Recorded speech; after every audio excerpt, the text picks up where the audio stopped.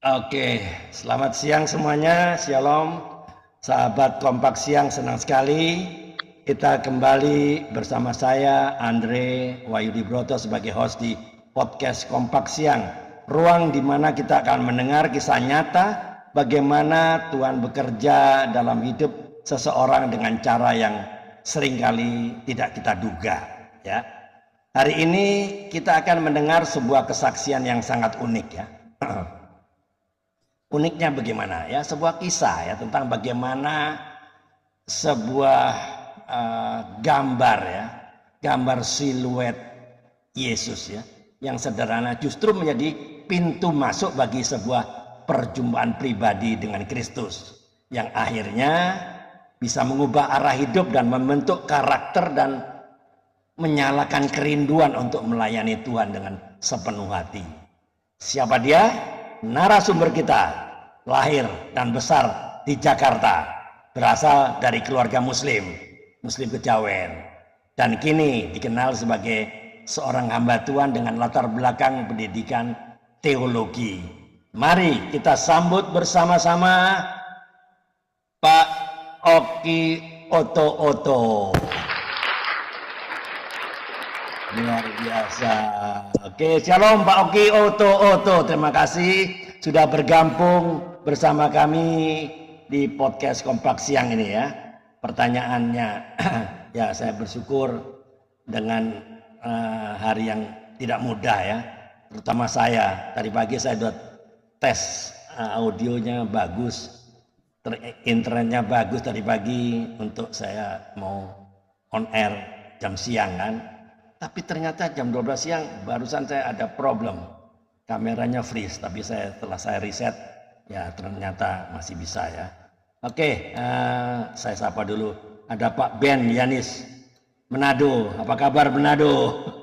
Luar biasa. Luar biasa. Salam, apa kabar? Siang. Shalom, salam Pak sehat semua. Ben ya. Ada Pak Yan Malmondol. Ya, dari mana ini? Dari Jakarta. Selamat siang Pak Yan. Selamat siang Pak. Selamat siang. Oke, Selamat bagus. siang Pak Yan. Nah, kita Selamat ada siang di, Pak Oki.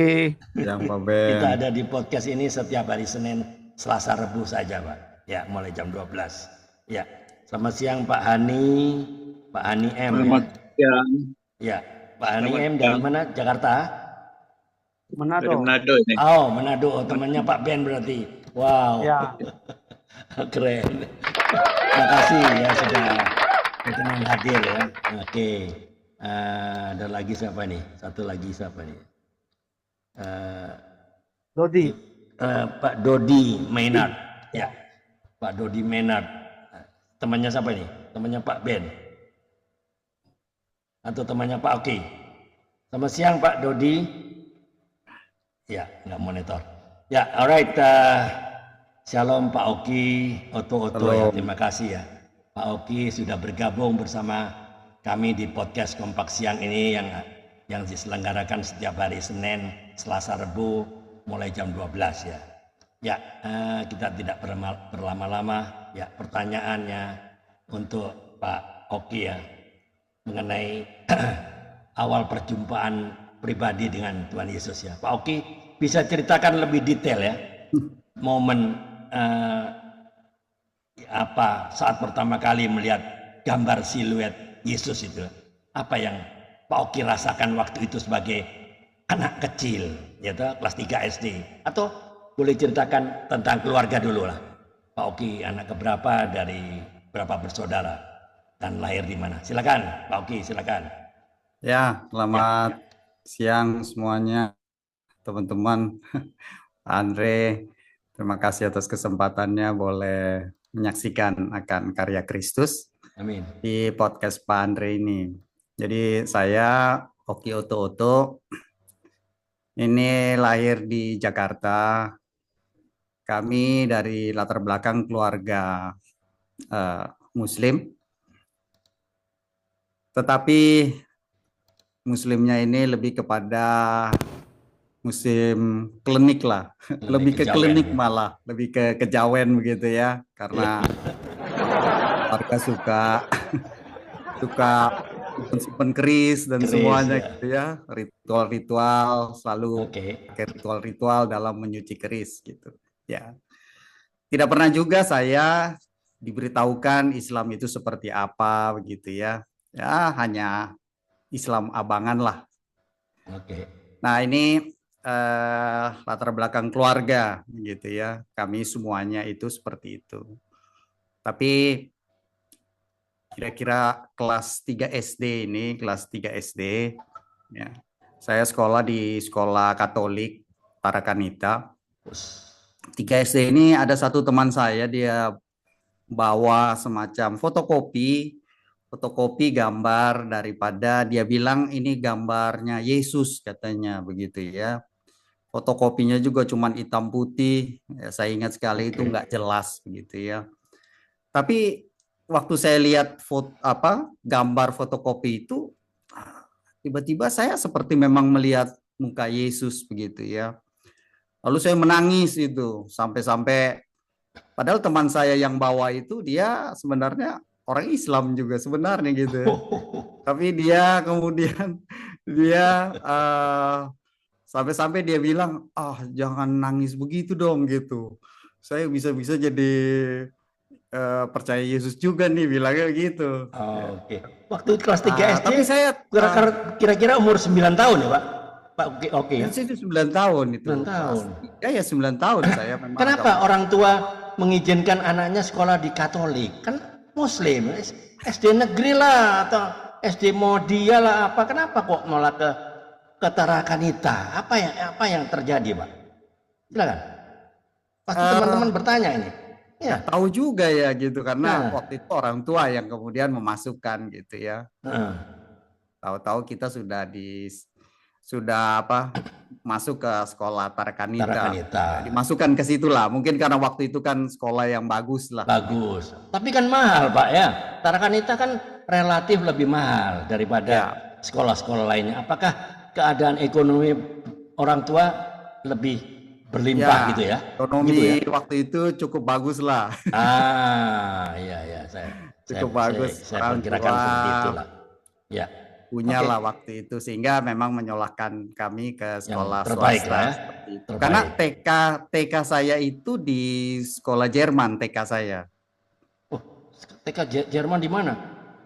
Waktu itu ada di daerah Tanah Kusir situ. Dulu di kuburan Tanah Kusir itu sebelah itu ada sekolah Jerman, tapi kemudian pindah ke pusat kan, pindah ke Jakarta Pusat gitu. Sekolah Jermannya. Jadi mulai dari sekolah Jerman itu ya kemudian memang mungkin lebih cocok masuk ke sekolah-sekolah swasta dan Katolik. Waktu itu papa angkat juga dari Katolik, jadi mungkin apakah ke situ ya. Tapi ya namanya juga kita anak-anak ya pasti ya. orang tua yang saja lah ya. Ya. Oke saja. Nah itu orang tua kerja di mana Pak waktu itu? Orang tua waktu itu punya perusahaan. Iya. Oke, no wonder ya. Jadi keadaan finansial yang berlimpah, jadi maunya sekolah yang bagus. TK pun TK Jerman, ya enggak? Iya. Nah, sekolah SD pun Tarakanita. Wah, pasti kan. Tarakanita, SMP Tarakanita, SMA juga. Gonzaga. SMA apa? Di Gonzaga. Apa itu? Jakarta Selatan. Dulu namanya Canisius Unit Selatan pertama-tama kali. Jadi saya angkatan pertama di situ. Katolik juga ya? Katolik. Oke. Di Gonzaga, nanti akhirnya berubah jadi Gonzaga sekarang gitu. Oke. Ceritakan Pak, apa yang terjadi? Kenapa itu teman Pak Oki kecil, dia Muslim juga, kenapa dia bawa itu barang? Kan dia bukan itu, nabinya kan bukan. Kenapa dia bawa itu siluet Tuhan Yesus? Apa yang terjadi sebetulnya? Coba silakan. Iya, nggak tahu juga gitu ya, nggak tahu dia juga. Pun bawa gitu aja ya.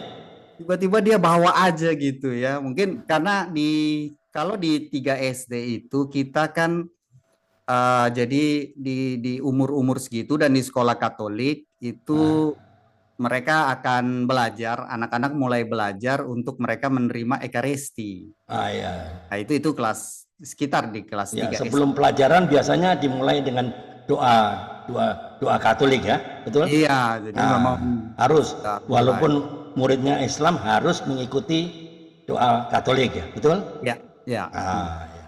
Oke. Lalu pulang sekolah diberikan itu. Nah, Lalu apa yang terjadi dengan itu gambar siluet? Apakah langsung diberikan ke orang tua Pak Oki atau bagaimana? enggak, dia cuman bawa aja, habis itu dia bawa pulang aja lagi gitu. Saya nggak bawa lagi gambar itu. Oh, dibawa Dia cuman sama kasih dia. lihat aja waktu kita di sekolah gitu. Nah, oke. Lalu apa yang ada di pikiran Pak Oki waktu itu?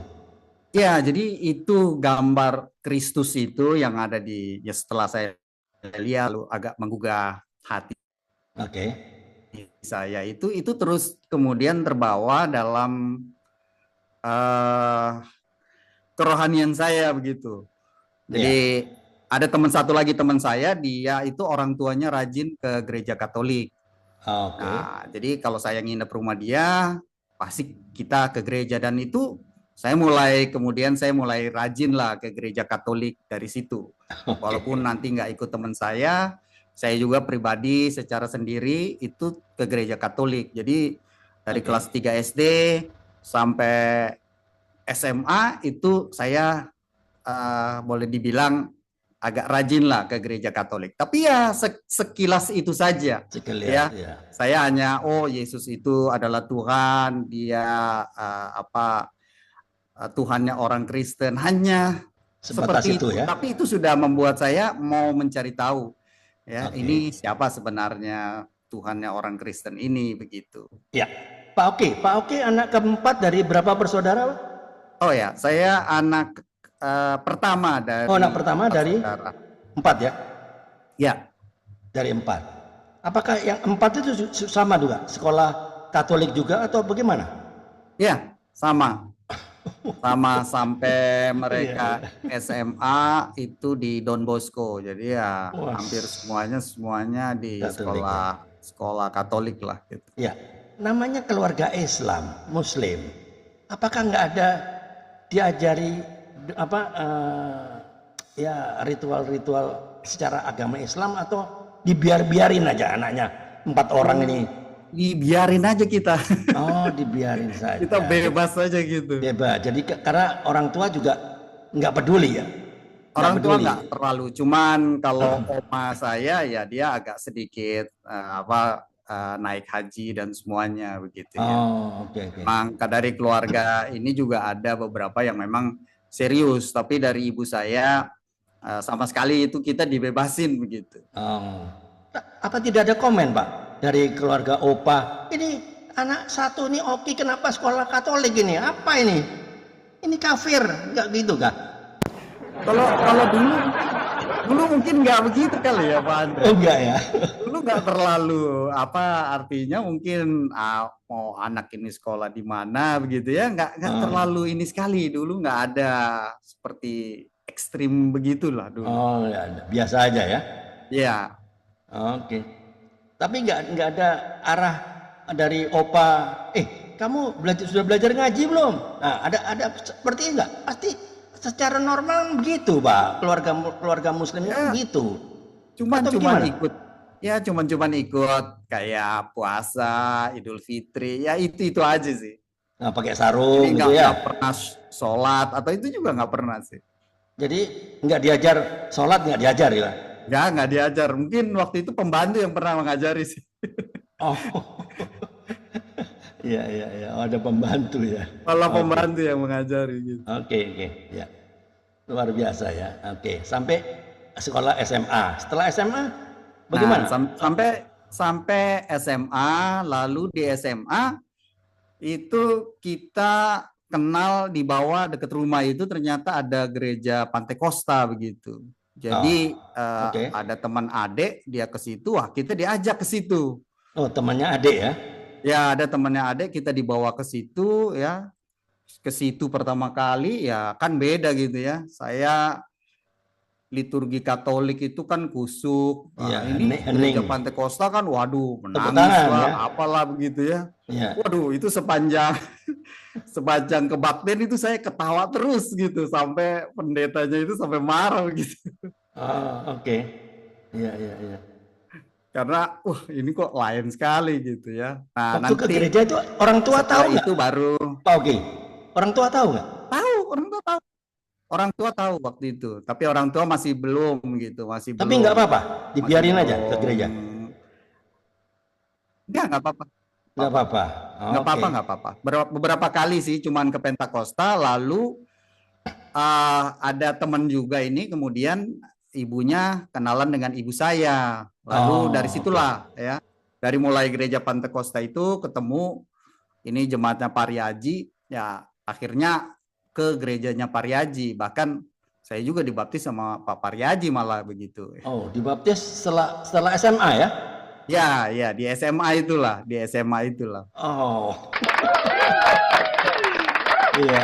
Cuman ya, SMA dibaptis. cuman ya itu aja, masih belum paham sekali gitu. Ini Belum masih asal ya. dari Yesusnya Katolik ke Yesusnya Pantekosta, cuman fenomena aja begitu ya, cuman fenomena aja. Ya, Lalu nggak lama kemudian saya dan adik saya ini kita berpetualang ke Belanda. Sama orang tua juga kah? Enggak, cuman saya, adik saya sama temennya adik saya ini punya keluarga di Belanda, jadi kita ikut gitu loh, ikut keluarga yang ada di Belanda ini. Oh, maksudnya sekolah di sana kan? Maunya sekolah, teman. Waktu kita pergi itu kita masih pakai visa turis itu. Oh, visa turis kan 3 bulan aja ya? Oh. Iya, jadi kita perpanjang. Jadi setelah sampai sana baru kita apply sekolah sana, baru kita apply untuk visanya. Visa student ya, Ya, pelajar.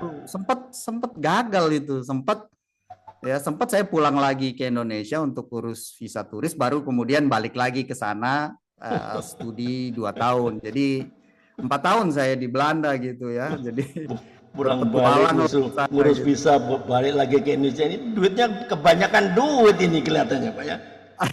Enggak juga sih. Waktu di Belanda itu memang di gereja Pantekosta, gereja Petrus Injil Sepenuh. Di situ saya cukup rajin ikut Beatstone, ikut studi Alkitab gitu ya. Tapi di sana saya kerja jadi tukang cuci piring, jadi tukang masak gitu lah. Oh, asal ada pemasukan lah ya. Jadi udah mulai turun ini keuangan ini Pak Andre. Oh. Jadi harus cari kerja. Bahkan saya kerja di sana sama ini. Saya kerja di sana sama sedikit banyak sama mafia narkoba di sana itu. Oke. Zaman sih sudah ada narkoba di sana ya? Iya, jadi saya bukan narkobanya saya kerjanya. Saya kerja ngurus kehidupan salah satu ininya lah, ya, salah satu dealernya gitu. Oke. Iya. Di mana itu? Amsterdam kah? Di mana? Amsterdam. Oh, oke. Ya. Berapa tahun Pak Oki sempat di sana? 4 tahun saya di Belanda. Tahun 96 saya balik lagi ke Indonesia. Nah, setelah saya balik lagi ke Indonesia ini mulai ada penginjil yang ibu saya sudah lebih dulu sebenarnya. Ya. Nah, pertama-tama itu saya tolak gitu. Ini karena ajarannya kan lain gitu dengan yang pernah saya pelajari itu. Jadi saya tolak ini penginjil ini saya tolak, tapi saya dapat semacam kayak buletin atau traktatnya gitu. Oke. Nah, itu saya baca gitu. Ini tadinya saya tolak, tapi saya baca ini kayaknya bener gitu ya. Nah, akhirnya kemudian itu cukup lama itu, kira-kira 3-4 tahun lah saya tolak itu, Tapi ibu saya tetap belajar gitu, Mbak. Ibu saya tetap masuk ke gereja daripada penginjil ini. Oh, oke. Nah, baru nanti tahun penginjilnya orang mana itu? Orang Jakarta. Orang Sangir, Pak. Orang Sangir. Oke. Ya, itu tahun 96 ya? Ya, tahun 96 gitu. Oke. Ya. Lalu tahun 2000 lah baru kemudian saya membuka diri untuk bolehlah penginjilnya belajar gitu. Saya belajar sama penginjil ini. Ya. Dan waktu belajar itu saya lihat ini Alkitabnya beda. Alkitabnya bukan bahasa Indonesia, Alkitabnya bahasa Inggris. Dia pakai Rayri Study Bible namanya, ya. Rayri Study Bible. Wah, saya bilang, ini beda sama yang ada di Indonesia. Saya baca tafsiran-tafsiran sih, kok lain dengan Ya. Kristen-Kristen yang saya udah pelajari nih. Jadi saya mulai tertarik di situ untuk saya dengar Mendalami gitu. ya. Ya, pertama-tama saya dengar Injilnya gitu, bahwa kalau dulu Yesus juru selamat, ya cuman berkutat di situ, lebih banyak ya karena Pentakosta ya, lebih banyak ke hal-hal yang supranatural, tapi nggak pernah benar-benar mengerti firman Tuhan itu seperti apa. Tapi kemudian setelah saya mendengar berita Injil yang memang benar-benar dasar berita Injil dari Alkitab, bahwa Yesus sudah mati, dia mati untuk dosa-dosa kita, dia bangkit untuk pembenaran kita, baru kemudian di situ ada efek yang cukup besar dari saya. Jadi waktu saya kembali dari Belanda itu, kita punya perusahaan keluarga yang cukup maju gitu ya, cukup maju, tapi hanya jalan berapa tahun dia kolaps gitu. Pas saya mau belajar itu pas kolaps gitu loh. Ya, pas bisnisnya itu kolaps gitu, sehingga bahkan bukan cuma kolaps, tapi punya kewajiban yang cukup besar yang harus kita bayarkan waktu itu, sehingga di situ semacam kayak tidak ada semacam suara Tuhan untuk saya terus belajar. Jadi akhirnya saya memang benar-benar belajar sekolah Alkitab itu full 2 tahun begitu ya. Walaupun kehidupan ekonomi itu benar-benar terpuruk sekali sebenarnya. Jadi benar-benar terpuruk sekali, tapi disitulah panggilan Tuhan untuk kemudian saya benar-benar belajar Alkitab. Nah, di situ benar-benar saya mencintai firman Tuhan benar-benar. Ya, Pak Oki. Ya. Apakah ada firman Tuhan tertentu ya yang sangat menguatkan atau ya sekaligus menjadi titik balik dalam hidup Pak Oki waktu itu? Silakan. Firman apa? Ya, itu Yohanes 3 ayat 16 sih, Pak. Karena begitu besar kasih karunia ya. Iya. Sebenarnya sederhana ayat-ayatnya, tapi ayat-ayat yang orang tahu itu. Yohanes 3:16 Kristus gitu. Iya. Oke. Ya. Ya. Karena begitu besar kasih karunia akan dunia ini ya. Ya. Dunia ini ya. Maka karunia Anda yang tunggal. Oke. Itu yang menyebab titik balik Pak Itu yang membuat saya kemudian mau lebih dalam lagi mempelajari tentang Kristus. Sampai saya sehari itu bisa baca Alkitab dan buku-buku Kristen itu bisa sampai 5 sampai 10 jam sehari, Pak Andre. Wah, itu nggak ada komen terhadap saudara-saudara Pak Oki atau mungkin dari Bapak, dari Ibu? Oh ya, apa? Tadinya memang pertama-tama ya ibu saya udah ikut ternyata. Jadi ibu saya duluan ini ternyata. Jadi ibu saya sudah duluan, lalu saya baru kemudian adik-adik saya. Jadi nanti 2 tahun kemudian itu yang belajar itu bukan cuma saya aja. Jadi seluruh keluarga saya sudah belajar dengan penginjil ini. Wah. Ya, satu orang bertobat selamatkan ya Pak ya? Iya, saya, adik saya yang laki-laki, adik saya yang perempuan, suaminya. Jadi adik saya yang perempuan ini suaminya orang Belanda. Dia juga ikut sampai adik saya yang paling bungsu laki-laki. Jadi kita semua itu sama ibu saya itu setiap minggu itu penginjil ini datang. Itu bisa sampai jam 12 malam itu Pak Andre kalau PA.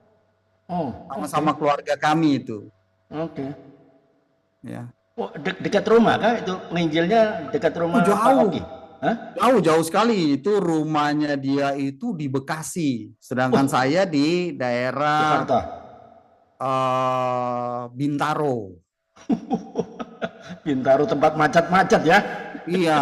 Terus pindah ke sini, pindah ke Pamulang, kan sekarang saya di Pamulang nih. Jadi pindah ke sini. Jadi penginjil itu bisa sampai rumah dia jam 2 pagi itu bisa. Kalau dia pulang jam 12 malam. Jauh lah, ujung ke ujung itu. Iya. Bekasi. Oke. Ya. Lalu Pak Oki melanjutkan teologi di mana? Di yang Nah, di jadi Petamburan itu kah? bukan. Jadi Bukan. setelah saya intens sekali dengan sekolah Alkitab begitu ya. Oke. Lalu kemudian saya mulai melayani. Tapi waktu saya mulai melayani, ya saya pikir saya udah jago sih, saya pikir. Oke. Karena udah belajar sekolah Alkitab, saya udah punya buku-buku cukup banyak begitu ya. Saya pikir Oke. saya udah cukup jago gitu ya. Oke. Tapi ternyata masih blow on juga gitu. Jadi akhirnya saya ketemu lagi satu orang ini. Jadi saya kemudian setelah sekarang ini saya mulai mereview lagi kehidupan saya ke belakang dan saya lihat bagaimana tangan Tuhan itu memang dia seperti menuntun saya bertemu dengan orang-orang yang kemudian membawa saya lebih dekat lagi kepada Tuhan Yesus. Dan Oke. kemudian pada waktu perusahaan itu kolaps, itu kemudian memang saya mau menjadi pelayan. Dan kemudian ternyata dengan saya mau menjadi pelayan, itu dipulihkan kondisi saya. Oke. Kondisi ekonomi saya dipulihkan gitu. Justru dipulihkan ya? Gitu. Iya. Cuman pada waktu itu saya mau balik lagi sebenarnya. Bisnis itu lagi. Saya mau balik lagi ke bisnis. Oke. Tapi sepertinya Tuhan Tidak izinkan ya? ingin saya tetap menjadi pelayannya dan meninggalkan bisnis. Oke. Jadi saya meninggalkan bisnis. Saya saya memang benar-benar boleh dikatakan full untuk melayani Tuhan. Ya. Tapi ya ternyata memang nggak pinter-pinter juga saya, walaupun udah belajar 2 tahun, mau baca-baca buku banyak-banyak.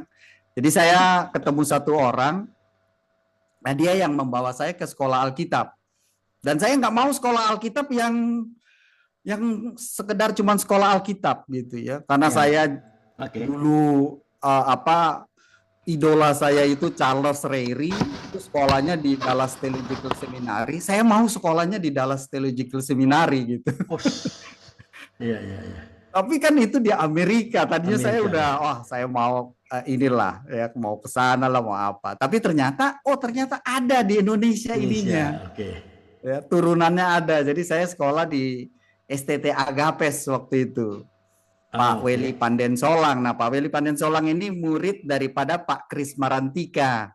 Oh. Tadinya saya mau di Sekolah Tinggi Teologi Injili Indonesia, Pak Kris Marantika punya, karena Pak Kris kan dia lulusan Dallas dan dia muridnya Pak Charles Ryrie. Jadi Oke. saya maunya ke situ gitu. Ini sekolah-sekolah yang memang basisnya dispensasi. Saya mau ke sekolah-sekolah seperti itu karena saya lihat saya dibangun dari teologi dispensasi, bacaan-bacaan. Jadi saya mau sekolahnya di situ. Ya. Jadi akhirnya saya nggak bisa sekolah di STI ya, karena belum ada jadwalnya. Saya sekolah di STT Agapes. 4 tahun saya selesai STT Agapes, saya baru masuk STI. Ini sekolah idaman saya karena dosen-dosennya langsung dari Dallas gitu ya, dari dosen-dosennya itu orang bule gitu. Jadi saya memang ininya di doktrin gitu ya, di biblika, di teks-teks Alkitab. Saya ternyata talenta saya ternyata di situ gitu ya. Iya. Di kupasan-kupasan teks-teks itu, bahasa asli, bahasa Inggris dan semuanya. Ya. Oke. Nah,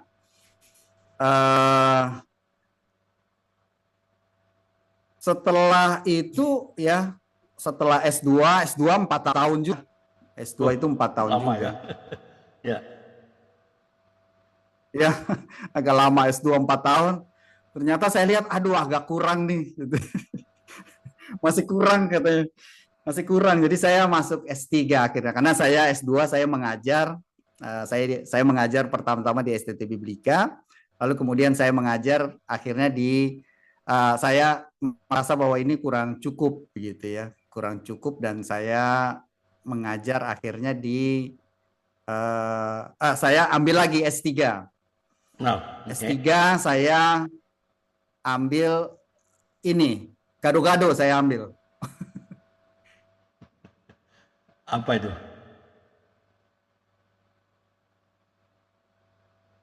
Halo? Oh, freeze ya? Internetnya, jaringannya freeze ini kelihatannya Pak Iya, Oki. betul. Ya.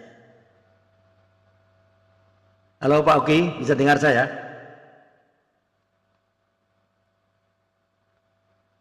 Kelihatannya freeze ya, Pak Oki. Tes Hilang jaringan. jaringannya. Ya, Pak Ben masih dengar suara saya? masih. Nah, berarti Pak Oki problem. Ya, oke, hilang jaringan. Nah, terlempar ya. Oke, kita tunggu. Menarik ini apa? Seorang Oki Oto-Oto ya. Bagaimana Tuhan bekerja lewat cara-cara yang sederhana ya.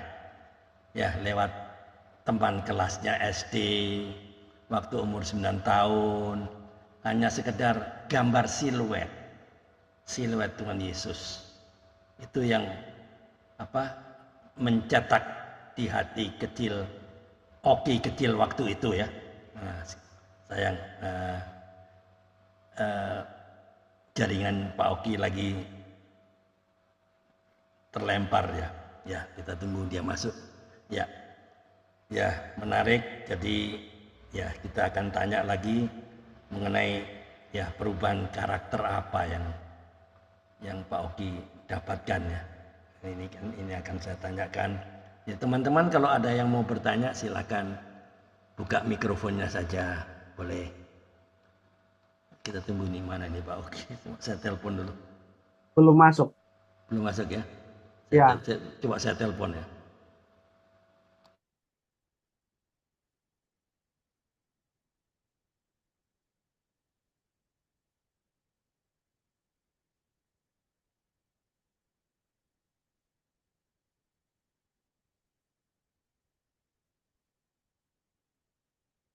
Jadi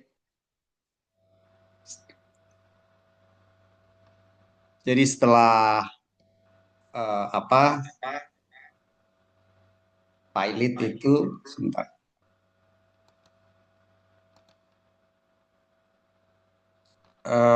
Saya kemudian ada panggilan Tuhan itu untuk saya bisa melayani. Ya.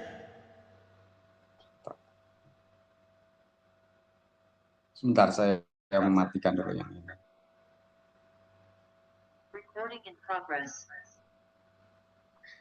Ya, jadi suara Tuhan untuk saya terus melayani. Jadi saya semacam bisnis saya itu semacam kayak saya kayak nggak bisa buat bisnis gitu. Jadi semacam kayak jalan Tuhan juga. Akhirnya saya melayani, lalu saya sekolah S1, S2, sampai S3 ini saya gado-gado ini. Oke. Karena saya mau tahu ini kekristenan ini semakin menarik buat saya. Jadi saya kemudian ambil di sekolah yang alirannya agak lain. Pak Stefri Lumintang dia dari aliran yang lain ini dari Reform. Saya banyak belajar juga di sana. Terus habis itu saya akhirnya saya lulus di sekolahnya Pak di STT Ekunemene itu.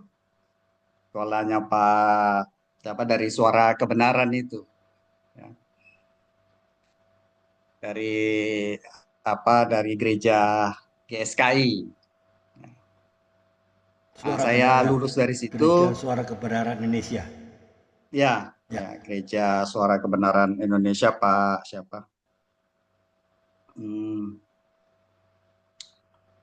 Saya lupa namanya ya.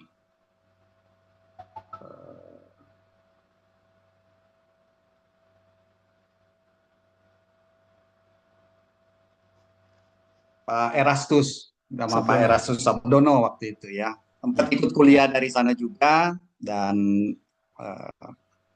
saya lulus dari sana dan kemudian setelah itu selama ini saya terus melayani di gereja yang saya mendapatkan Injil itu di Gereja Injili Kasih Karunia Indonesia. Oh, oke. Jadi saya terus melayani dari tahun 2000 sampai sekarang. Ya. Benar-benar melayani tahun 2005 ya. 20 tahun lah saya di gereja yang sudah membesarkan saya, yang sudah memberitakan Injil kepada saya. Jadi saya kemudian memberikan kontribusi kehidupan saya kepada gereja ini. Jadi selama kemudian Pak Oki, apa yang mendorong Pak Oki untuk sampai akhirnya kuliah teologi S1, S2, S3 ya? Apa Iya. yang mendorong Pak Oki dan Iya, melayani jadi secara penuh? Apa yang mendorong itu? iya, jadi kalau saya dengar dari satu orang Iya. itu bilang firman Tuhannya begini. Nanti saya Oke. dengar dari satu orang lagi firman Tuhannya begitu gitu. Oh, oke. Jadi Lalu ini yang mana yang benar sih gitu ya. Akhirnya saya mau kepingin belajar tahu. sendirilah gitu ya. Oh, kepingin tahu Daripada gitu saya ya. tahu dari A begini, dari B begini, nanti ada yang bilang lagi.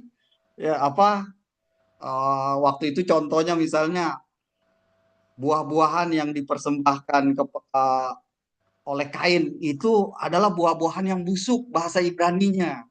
Saya ya aja kan gitu. Oke. Tapi ternyata waktu saya pelajari nggak ada kata-kata busuk di situ Nggak gitu ada. dalam bahasa aslinya gitu ya. Iya.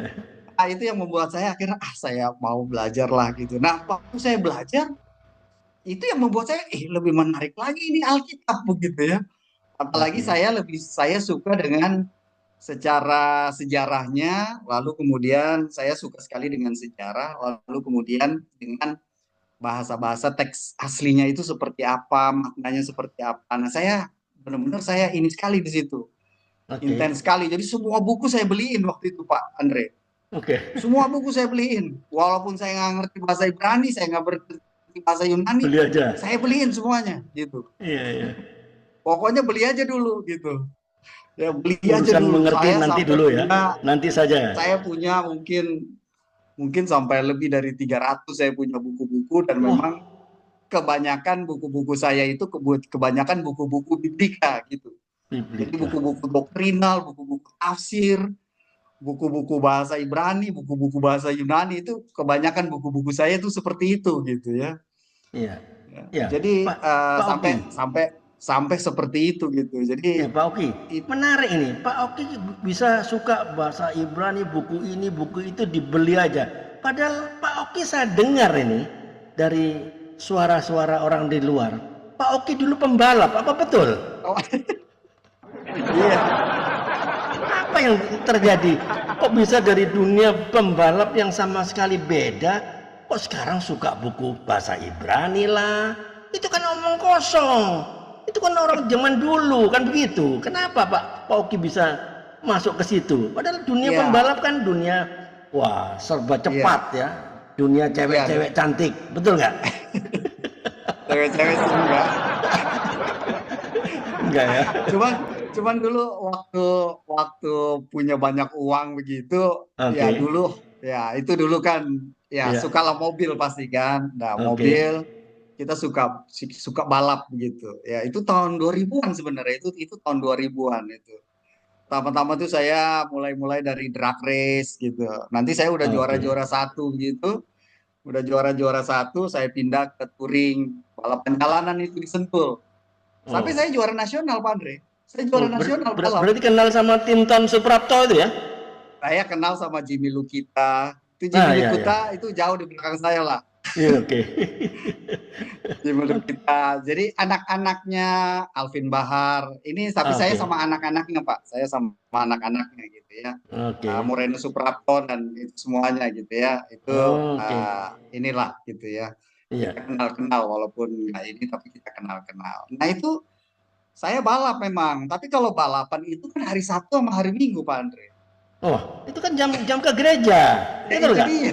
Nah, itu Itu kenapa dia. kan? Kenapa Bu tiba-tiba suka bahasa Ibrani lah, mau sekolah teologi ya, emang kosong ya. Teologi Itu dia kan emang gitu. kosong, nggak real. Kalau balap kan real, betul nggak? Iya, itu Ah. hobi saya, hobi Apa dari itu? kecil lagi. Hobi Apa yang mobil terjadi, itu Pak? hobi saya dari kecil ya. Hobi mobil, main game gitu ya. Itu hobi saya Nah, itu gitu ya. real kan? Kalau Ya. bahasa Ibrani itu omong kosong, itu kan cerita-cerita dulu, kan begitu. Anak muda kan, ya nggak? Iya. Apa yang terjadi kok begitu berbalik? Tapi apa ada pemicunya? satu hal waktu kecil itu saya suka sekali baca buku-buku. Oke. Jadi buku-buku fiksi itu saya suka sekali. Ya, Oke. Asimov itu saya suka, yang orang lain nggak suka mungkin. Dan itu bahasa Inggris. Ya. Jadi buku-buku bapak saya itu saya suka baca yang Asimov, petualangan-petualangan yang fiction itu saya suka. Nah, Oke. itu juga membuat saya akhirnya mulai membaca Alkitab, buku-buku itu semuanya. Itu jadi kalau kalau itu saya juga suka baca gitu. Jadi Oke. akhirnya hobi baca Alkitab ini mengalahkan semua balapan dan hobi-hobi yang lain. Wah, keren. Iya, iya.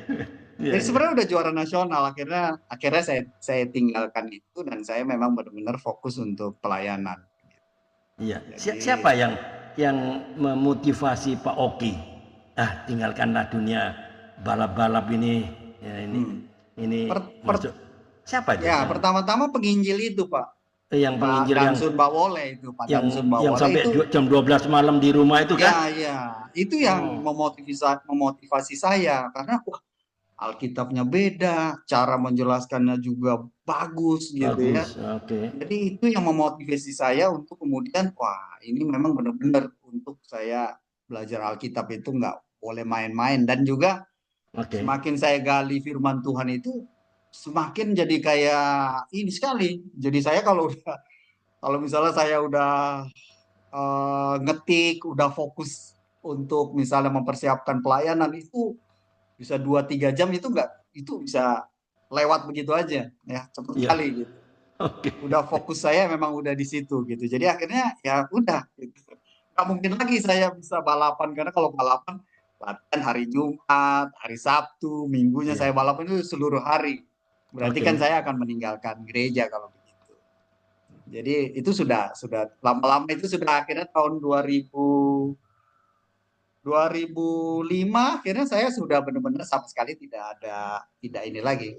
Saya sudah tidak balapan lagi lah gitu ya. Saya sudah tinggalkan hobi itu, sudah saya tinggalkan dan full masuk ke pelayanan. Sekolah S1 2008, selesai S3 2021. Jadi ada cukup lama saya sekolah studi Alkitab ini gitu ya. Iya. Jadi setelah saya studi Alkitab, maka saya terdorong untuk membantu teman-teman yang mau belajar Alkitab ya, untuk kemudian sama-sama kita belajar ya. Jadi sekarang saya dosen tetap di STT Biblika dan membantu banyak teman-teman. Di sini ada Pak Ben, ada Pak Yan, begitu juga ya. Ini mereka-mereka yang kemudian sama-sama kita belajar di ruang, boleh dibilang ruang sekolah di bawah STT Biblika yang koordinatornya saya waktu itu. Iya, ya. Oke. Ngomong-ngomong, istri orang dari mana, Pak? Istri saya bapak dari Surabaya, ibu dari Bogor. Oh, ibu Bogor, bapak dari Surabaya. Oh, Jawa Timur ya? Bapak mertua saya pendeta. Jawa Timur ya? Wah, ya. Keren ya, ya. Oke, ya. Oke, saya beri kesempatan teman-teman untuk yang di Zoom ini, jika ada yang mau bertanya kepada Pak Oki, silakan. Mungkin Pak Ben atau Pak Daniel, ada Pak Esta, Pak Hani, Pak Irwan, Pak Yan. Ya, silakan kalau ada yang mau ditanyakan kepada narasumber ini, silakan buka mikrofon.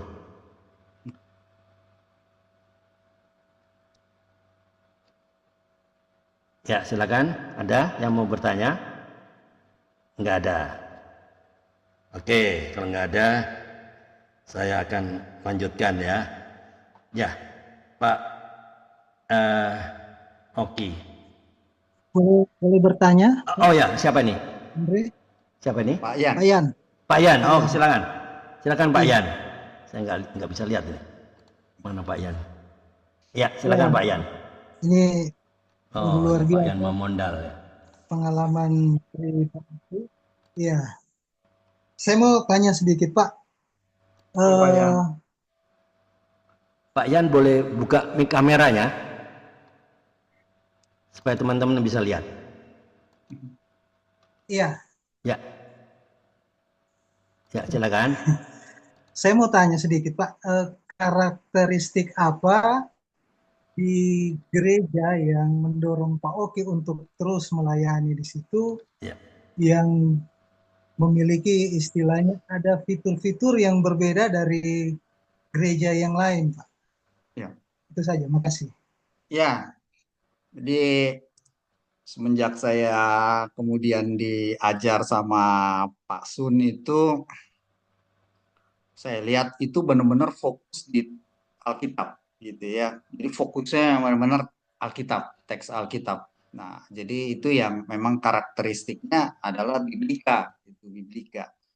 Jadi memang benar-benar teks itu yang kita gali. Ya, jadi apa makna teksnya, ya, apa arti teksnya gitu ya. Jadi itu yang memang salah satu karakter daripada gereja yang kemudian saya layani sekarang juga di GIKI.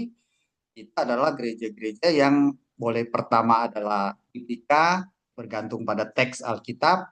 Kita juga adalah orang-orang yang kritis gitu ya, dalam melihat sebuah pandangan, dalam melihat sebuah doktrin, kita itu kritis gitu ya. Dan juga kita itu boleh dikatakan komitmen. Artinya ya teksnya bilang begitu, ya itulah yang kita lakukan gitu. Karena memang sebagai orang Kristen ya kita adalah pengikut Kristus. Apa yang Kristus lakukan, apa yang Kristus katakan, itulah yang kemudian kita lakukan.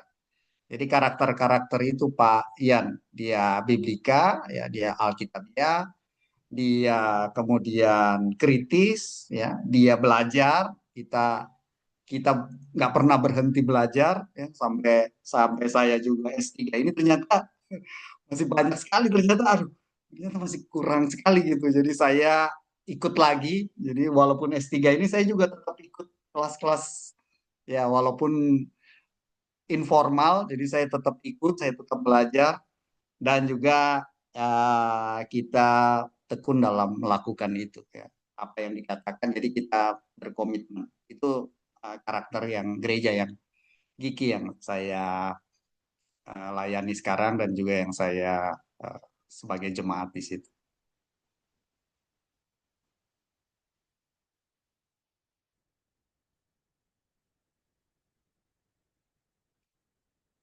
Boleh saya tambahkan sedikit, Pak? Boleh Pak Pertanyaan. Yan. Iya, Pak. Karena situasi saat ini dengan adanya arus media yang sangat sangat ya istilahnya sangat bombastis yang betul-betul menjadi alat alat media saat ini, di mana kalau kita biasa jumpai itu banyak sekali doktrin-doktrin Iya, atau pemahaman-pemahaman yang satu dengan yang lainnya yang saling, artinya seolah-olah seperti saling balap membalap untuk merebut hati pemirsa. Seperti itu dalam iya, pandangan saya. Tetapi ya, ada beberapa waktu lalu saya menonton sebuah film kisah nyata kalau tidak salah di Australia. Seorang pastor yang memiliki keyakinan dia bisa membangkitkan orang mati. Tuhan bisa membangkitkan orang mati lewat dia. iya, Dan akhirnya ketika orang tersebut mati karena dianggap kerasukan setan, dia lakukan ritual-ritual yang akhirnya berbahaya dan orang tersebut meninggal. Ujung-ujungnya dia dipidanakan, dipenjara. ah, Itu elemen di Australia itu. Nah, pemahaman-pemahaman sekarang kan eh, berlandaskan atau dasar yang diambil itu dari kitab suci semua. iya, Ya, tetapi dengan berbagai ajaran, bagaimana caranya kita Pak Yan bisa memastikan, langsung to the point. Pertanyaannya apa? Silakan. bagaimana cara kita bisa memastikan bahwa ajaran yang kita pegang adalah ajaran yang benar-benar sesuai dengan Alkitab dan berlaku sampai saat ini. Terima kasih, Pak. ya, kasih Pak Yan.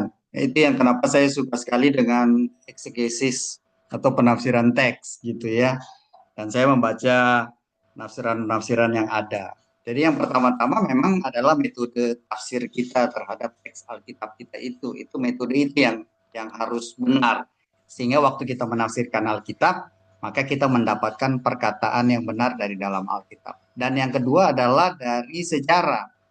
Kira-kira doktrin-doktrin yang ada itu, apakah memang itu doktrin-doktrin dipegang oleh kekristenan sepanjang abad, sehingga tidak kemudian muncul sebuah doktrin baru setelah 2000 tahun, lalu kemudian itu ternyata tidak pernah ada gitu doktrin seperti itu. Jadi paling tidak dari dua hal itu, ya, dari eksegesis, dari penafsiran teks kita yang memang metodenya cukup bagus, ya, dan juga dari sejarah melihat perkembangan doktrin-doktrin yang ada sepanjang sejarah kekristenan dari abad pertama, abad kedua sampai sekarang, sehingga itu yang bisa menjadi pagar buat kita supaya kita bisa tahu pengajaran kita itu benar atau tidak.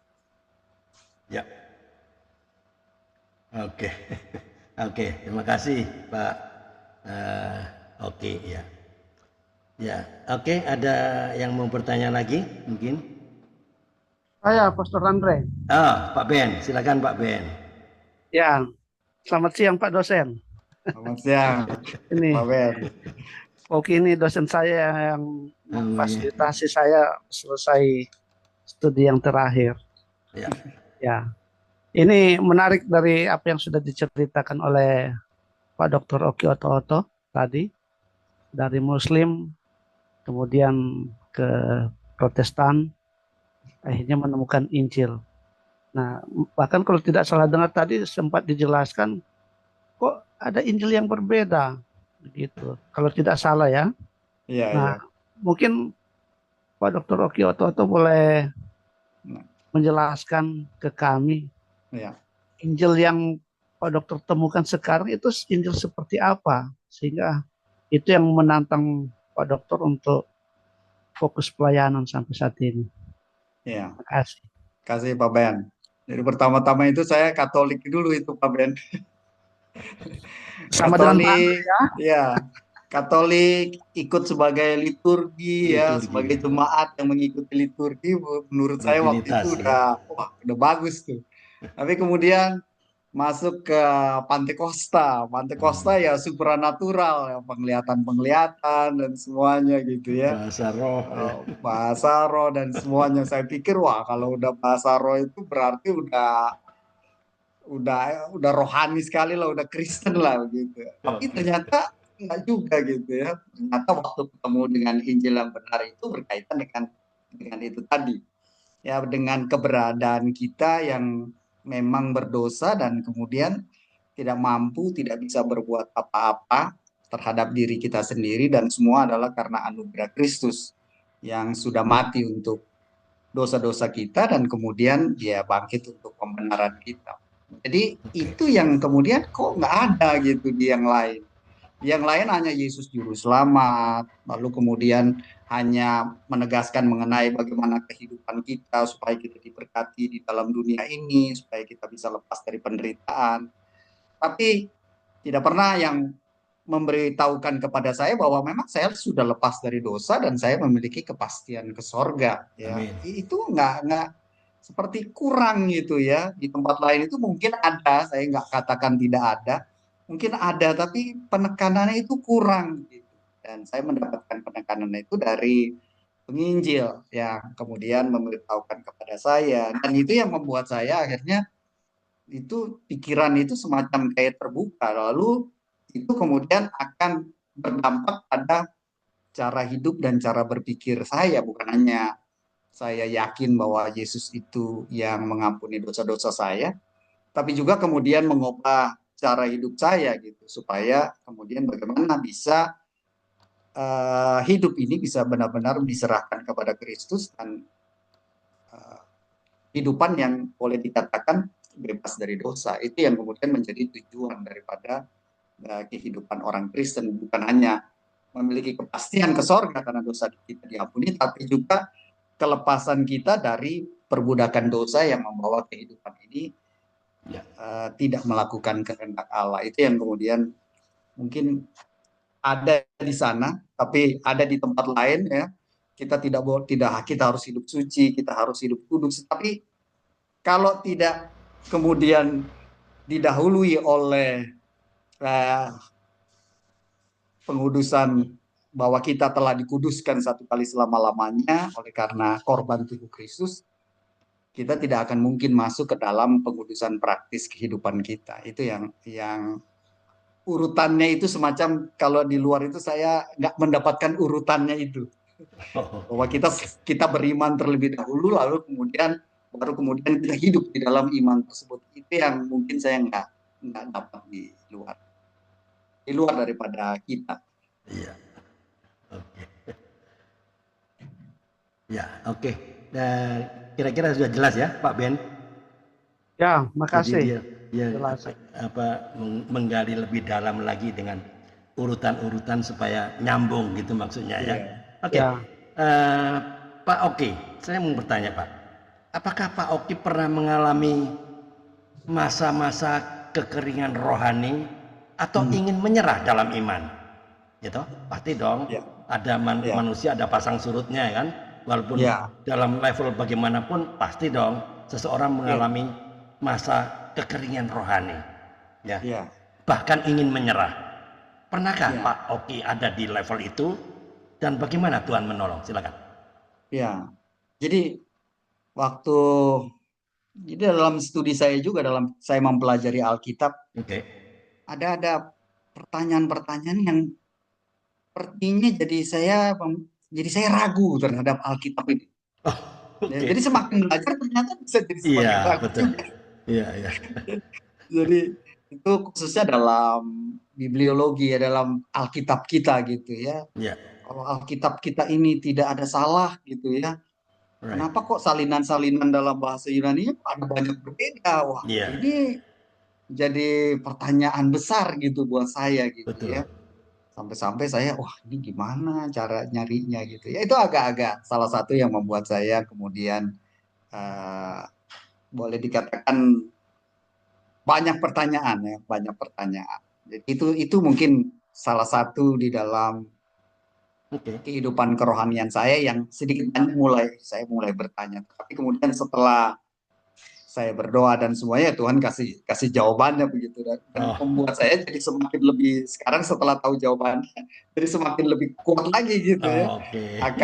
Akan kesaksian Alkitab ini gitu ya. Jadi juga ada pengajaran-pengajaran doktrinal. Jadi saya mungkin nggak apologet gitu. Ada beberapa teman yang berapologet gitu ya. Tapi saya mungkin ke polemik doktrinal, lebih kepada permasalahan-permasalahan di dalam gereja gitu ya. Dan salah satu yang juga membuat ya, mungkin bukan down secara rohani, tetapi ini kok gimana gitu ya. Karena mungkin saya agak sedikit berbeda sama teman-teman yang lain gitu, misalnya doktrinnya.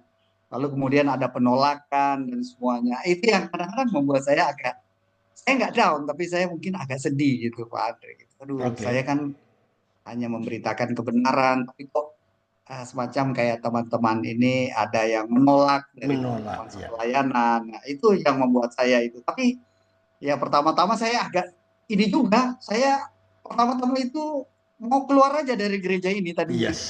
Udah 3 kali saya mau keluar dari manusiawi gereja ini. Ya. Manusiawi. Iya. Udah 3 kali saya mau keluar dari gereja Giki ini.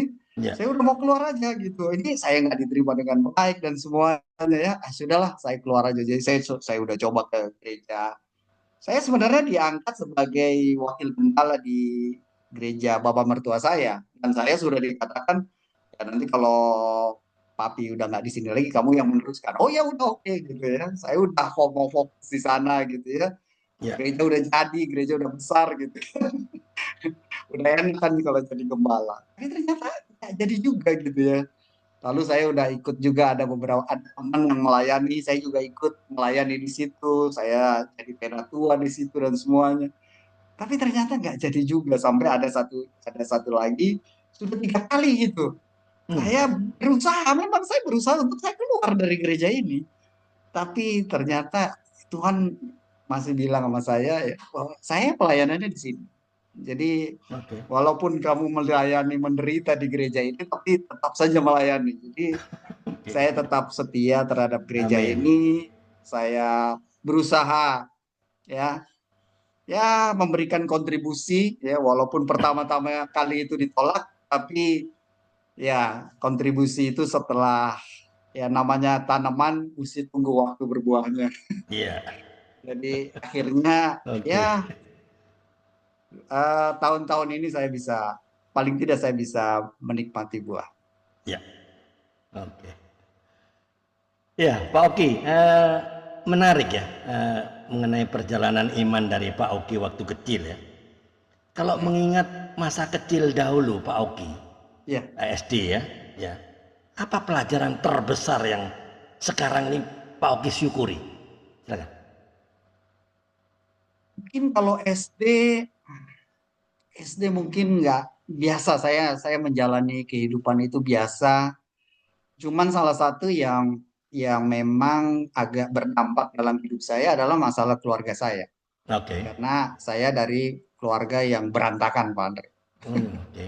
Saya dari keluarga yang berantakan dan saya menata hidup saya sekarang ini melihat daripada keluarga yang berantakan itu tadi. Jadi istri, anak-anak itu saya belajar dari kehidupan masa kecil saya dari SD, SMP, SMA yang memang kehidupan rumah tangga itu berantakan sekali, gitu ya. Dan puji Tuhan memang saya nggak sampai jatuh ke narkoba. Ya. Oke. Cuman SMA saya salah satu yang saya suka SMA adalah saya suka sekali mengganja gitu. Saya suka ganja dan saya suka minum Pak Andre. SMA itu Pak. Saya itu Bukan main ini. SMA itu saya itu julukannya SMA itu raja pemabuk karena sampai saya masuk kelas pun saya minum Pak. Jadi saya di kelas itu waktu kita belajar itu saya minum minuman keras itu Pak.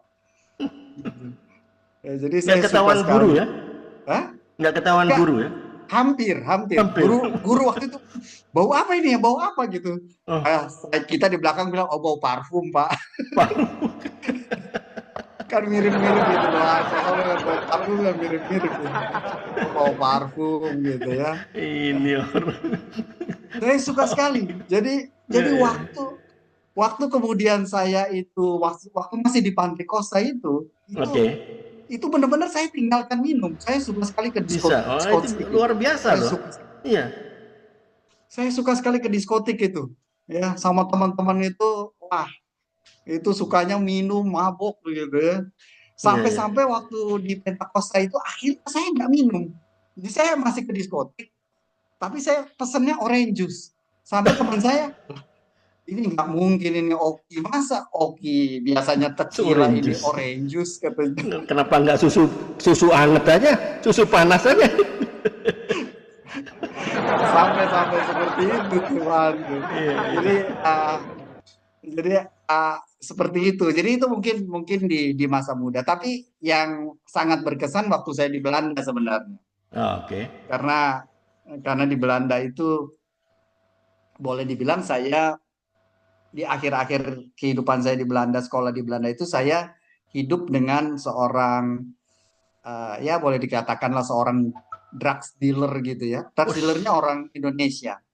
Drugs dealernya orang Indonesia. Dia itu boleh dibilang punya dampak ke saya gitu, punya dampak ke saya.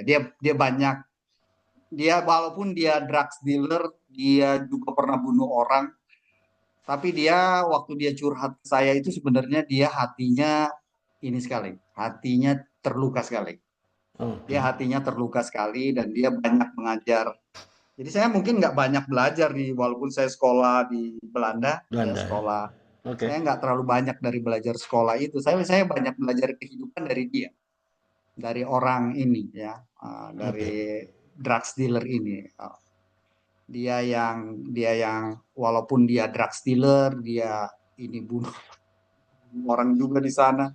Tapi dia ini sekali gitu ya, kepada saya tuh dia ini sekali. Boleh dibilang sayang sekali lah sama saya. Saya yang mengurusi kehidupannya, saya yang beresin kamarnya. Ya. Malah saya juga yang kadang-kadang saya juga yang bawa barang itu. Jadi kalau itu tuh saya disuruh bawa barang itu Pak, bawa barang itu kokain itu saya yang bawa itu. Kokain itu saya bawa gitu. Kemana? Bawa kemana? Jadi saya ke sekolah dulu. Oh, Saya belajar dulu di sekolah sambil bawa koke, nanti jam 3 itu baru saya bawa eh, eh, yang pesan ke itu ya?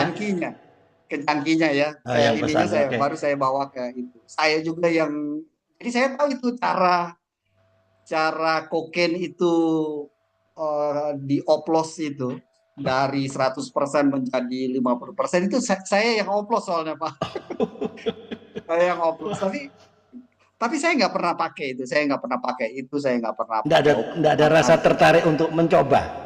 Nggak Nggak, ada juga, karena nggak saya ada. cukup kuat di sana. Saya cukup kuat dalam ini bergereja itu saya cukup kuat di Belanda itu saya Oh, cukup oke, kuat. oke, ya, ya. Saya cukup kuat. Jadi saya juga nggak pakai nggak apa walaupun itu Walaupun dipakai itu saya mengantar nggak juga pakai. ya, Ya, jadi jadi saya pengantar. nggak pakai itu. Jadi Ya, itu ya, tapi saya belajar kehidupan dari drug dealer ini. oh ya, Saya belajar kehidupan bagaimana sebenarnya orang-orang yang seperti seperti itu adalah orang-orang yang sebenarnya sangat rindu kepada Tuhan. iya. Jadi setiap malam dia itu berdoa kepada Tuhan. Dia berdoa Walaupun juga dia ya. dengan caranya Katolik ya. Dia Oke. berdoa kepada Tuhan. Lalu kemudian saya ajak dia ke gereja, cuman dia kayaknya nggak tahan gitu di gereja ya. Dia nggak tahan, akhirnya dia nggak ikut lagi ke gereja. Iya, Tapi dia cerita bagaimana kehidupannya, dia menangis dan semuanya. Dan saya belajar bagaimana cara hidup, bagaimana survival sebenarnya. Jadi saya nggak banyak belajar dari sekolah sebenarnya. Jadi kehidupan saya lebih nah, dari kepada kehidupan ya. bertahan hidup, bagaimana kita bertahan hidup begitu. Dan Ya. saya banyak belajar. Itu yang mungkin berkesan kepada saya Oke. sampai dengan sekarang ini. Alright. Nah, Pak Oki, Oke. menurut Pak Oki ya, Pak Oki yang sudah sekolah S3 ya, menurut Pak Oki, mengapa Tuhan sering memakai cara sederhana untuk menjamah manusia? Nah, diantaranya Pak Oki lah. Menurut Ya. Pak Oki, mengapa? Silakan. Ya, karena sebenarnya ada di dalam diri kita manusia ini, kita merindukan sesuatu yang sebenarnya hanya bisa diisi oleh Allah. Iya. Oke. Dan Alright. itu adalah cara-cara yang sederhana kan sebenarnya. Ya. Sebenarnya kekristenan pun juga dia sederhana. Iya. Kita bangun pagi, kita mulai pagi Iya. dengan apa, kita kemudian Iya. bekerja, Right. kemudian kita cari makan, kita mengurus anak, kita berdiskusi dengan orang, kita berjualan dan semua itu kan semuanya adalah cara-cara sederhana sebenarnya. Right. Dimana sebenarnya itu yang Tuhan mau dari kehidupan kita. Ini walaupun kita juga misalnya kita pendeta, kita hamba Tuhan, tapi kita nggak pernah lepas daripada hal-hal yang sederhana-sederhana itu. Walaupun Right. kalau saya bergelut dalam teologi dengan bahasa-bahasa terminologi, bahasa Latin atau bahasa Ibrani atau bahasa Yunani, tapi sebenarnya kita balik-balik lagi kepada sebuah penjelasan bahasa Indonesia yang sederhana sebenarnya. Yes. Jadi Yeah. saya belajar juga dari satu orang, dia itu profesor, dan Yeah. dia katakan kalau kita belum bisa dimengerti oleh orang lain, maka kita belum profesor sebenarnya.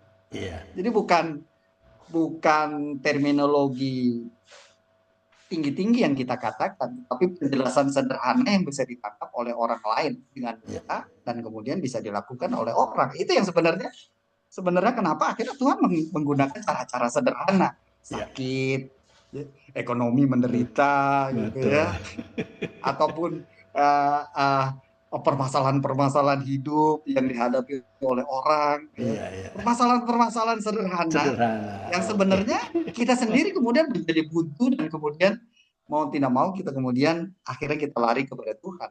Iya, oke. Ya, menarik ya perbincangan hari ini ya. Saya kira waktunya sudah nggak banyak lagi. Terakhir dari saya, Pak. Pak Oki, bagaimana Pak Oki menjaga relasi pribadi dengan Tuhan sampai hari ini? Ya, hari ini kan banyak masalah, problem pasti dong. Bagaimana pasti, Pak. Pak Oki menjaga relasi pribadi dengan Tuhan? Silakan. Terakhir tahun kemarin saya ditipu orang. Nah, bisnis itu bisnis pasti ada aja. Gitu ya. Ada aja ya. Ada aja gitu ya. Bisnis aja. sampai saya kehilangan itu. rumah. Sampai saya kehilangan rumah. Oh, Ya. banyak itu. Sampai saya kehilangan rumah. Tapi ya itu dia. Artinya dulu pernah ada masalah. Dengan masalah yang dulu saya lalui dan Tuhan tolong, maka saya juga punya keyakinan bahwa Tuhan juga tolong. Yes. Nah, akhirnya dari saya kehilangan rumah, sampai-sampai ada orang mungkin kasihan kali ya. Kan orang kasih lagi rumah. Iya. Lagi. Right. Akhirnya hal-hal relasi dengan Tuhan itulah yang kemudian membuat saya Tetap saya kuat ya. kuat di dalam Tuhan, bahwa Ya, Tuhan right. itu adalah Tuhan yang hidup dan dia tidak Ya. tinggal diam melihat anak-anaknya mengalami pasang surut kehidupan ini. Ya. Jadi satu hal, bahwa Allah itu adalah Allah yang hidup. Ya. Dan Allah ingin kita terus berelasi. Jadi setiap hari saya punya namanya 3P, Pak Andre. Apa itu? Saya pray, saya praise, Praise. dan saya preach. Preach. Jadi saya berdoa, Pray. saya memuji, dan saya membaca firman. Praise. Okay. Jadi ini yang setiap hari 3P. saya lakukan, ya 3P itu, pray, Okay. preach, dan praise itu, dan setiap kehidupan itu, setiap detik kehidupan, saya tahu bahwa ini ada Tuhan. Jadi setiap detik, setiap kehidupan, setiap permasalahan dan semuanya selalu mengikut sertakan Tuhan. Ya. Dan itu yang ya masalah-masalah itu yang membuat kemudian semakin kita berserah lagi kepada Tuhan. Karena ya saya hilang rumah, saya nggak bisa kemana-mana lagi, Pak. Memang udah begitu gitu. Iya. Oke. Ya, oke. Saya kira waktunya sudah nggak banyak lagi. Pak Oki bisa berikan pesan-pesan kepada teman-teman yang di YouTube channel ini, rupanya makin banyak nih yang nonton di YouTube selain di Zoom. Sudah di Zoom ada 10 orang ya. Yang di YouTube channel banyak nih kelihatannya. Ya, silakan. Pesan-pesan moral apa untuk teman-teman yang di YouTube channel? Silakan. Ya, jadi memang Tuhan kita adalah Tuhan yang ajaib. Oke. Cara-caranya Dia menuntun kita itu kepada Dia itu kadang-kadang satu orang dengan yang lain itu berbeda cara. Amin. Ya. Tetapi ada satu hal yang perlu kita pegang. Walaupun tuntunan Tuhan sepertinya pertama-tama dari diri saya adalah saya melihat wajah Tuhan. Mungkin ada yang bermimpi tentang Tuhan. Mungkin ada hal supranatural yang kita terima di dalam kehidupan kita. Tapi ada satu hal lagi yang sangat penting sekali, bahwa itu adalah firman Tuhan. Jadi firman Tuhan harus menjadi dasar. Amin. Kita tidak bisa bersandarkan keselamatan kita dari penglihatan-penglihatan atau mimpi-mimpi. Keselamatan kita adalah berita Injil yang datang dari Tuhan. Bahwa Tuhan sudah mati untuk kita, Dia menggantikan kita, dan sekarang hidup kita ini kita serahkan kepada Dia. Kita menggantikan Kristus sekarang di dalam dunia ini. Sehingga pada waktu kita menjadi percaya kepada Kristus, maka konsekuensi kehidupan kita ke depan itu benar-benar berubah sepenuhnya. Tidak lagi menuruti keinginan kita, tapi mengikuti keinginan daripada Kristus atau firman Tuhan yang kita baca. Dan kehidupan yang kita lalui itu, walaupun itu naik turun, tapi Tuhan sedang menguji kita untuk kita, apakah kita tetap bergantung kepada Dia atau tidak. Semakin kita bergantung kepada Dia, maka kehidupan kita itu semakin kemudian menjadi berkat bagi orang lain. Sehingga kenapa kehidupan kita orang Kristen adalah harus menjadi berkat bagi orang lain, karena kita sudah menerima berkat yang luar biasa daripada Tuhan. Ya. Oke. Terima kasih Pak Oki. Ya, jadi pesan-pesan moral yang saya tangkap ya dari kesaksian Pak Oki ini, memang Tuhan tidak selalu datang lewat peristiwa yang spektakuler seperti yang dicontohkan oleh Pak Oki. Dia hanya melihat, menerima siluet gambar Yesus ya. Ya enggak? Ya. Seringkali ya Tuhan itu menyamah hati manusia lewat hal-hal kecil, sebuah gambar, ya, siluet, atau bahkan sebuah undangan, sebuah percakapan sederhana bisa. namun dampaknya kekal. Ini yang terjadi kan, bahkan dampaknya terhadap Oki kecil tadi, ya, sekarang malah jadi seorang S3. Ya, perjumpaan sejati dengan Yesus bukan hanya mengubah keyakinan, tapi juga mengubah karakter dan arah hidup, serta menyalakan kerinduan untuk melakukan kehendaknya. Jadi closing statementnya yang saya tangkap dari teman-teman sahabat Kompak Siang dan dari kesaksian dari Pak Oki, kita sama belajar ya, bahwa Tuhan bisa memakai sesuatu yang sangat sederhana, ya sangat sederhana. Untuk apa? Mengetuk hati manusia. Tapi ketika kita merespon panggilannya, hidup kita tidak pernah sama lagi.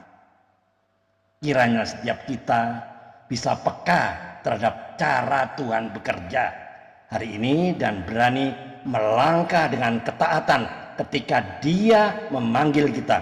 Terima kasih Pak Oki atas kesaksiannya yang begitu memberkati. Terima kasih juga untuk teman-teman yang di Zoom maupun yang di YouTube channel, ya, sudah setia mengikuti podcast Kompak Siang ini. Dan saya punya 2 pertanyaan kepada teman-teman yang di Zoom maupun di YouTube channel. Tolong jawab dengan jujur dan renungkan masing-masing satu. Hal sederhana apa yang mungkin sedang Tuhan pakai hari ini untuk berbicara kepada Anda, namun selama ini Anda abaikan?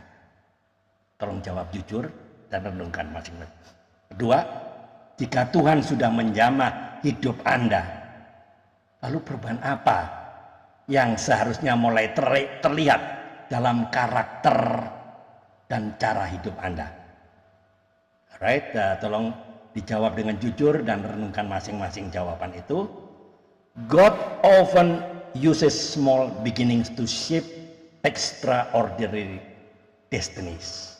Tuhan sering memakai permulaan yang kecil untuk membentuk masa depan yang luar biasa. Itu kan yang dialami oleh Oki kecil ya. A simple encounter with Christ can lead a lifetime of transformation. Satu perjumpaan sederhana ya dengan Kristus ternyata dapat membawa perubahan seumur hidup. Itulah yang dialami oleh Oki kecil sampai menjadi Pak Oki Oto-Oto. Itu yang saya tangkap. Mari kita tunduk kepala, kita berdoa. Tuhan Yesus, terima kasih untuk kesaksian yang kami dengar hari ini dari Pak Oki. Ajari kami semua untuk peka terhadap caramu bekerja, sekalipun melalui hal-hal yang sederhana. Ubah hati dan karakter kami dan pakai hidup kami untuk melaksanakan kehendak-Mu. Di dalam nama Tuhan Yesus Kristus kami berdoa dan mengucap syukur. Yang percaya boleh sama-sama katakan amin. Amin. Oke, terima kasih Pak Oki, terima kasih Pak Ben, terima kasih Pak Yan, Pak Hani, Pak Yan, terima kasih Westa, semuanya. Terima kasih semuanya. Pak Yoga, Kita jumpa lagi besok. Kita besok pada jam sama ya. Kalau ada kesempatan boleh masuk besok di Zoom yang sama. Makasih, Tuhan berkati. YouTube-nya nama apa, Pak? Kenapa?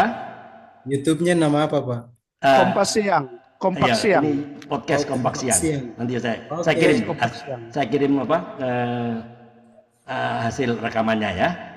Iya, Pak. Enggak apa-apa. Oke, terima kasih. Tuhan Terima kasih, berkati. Pak.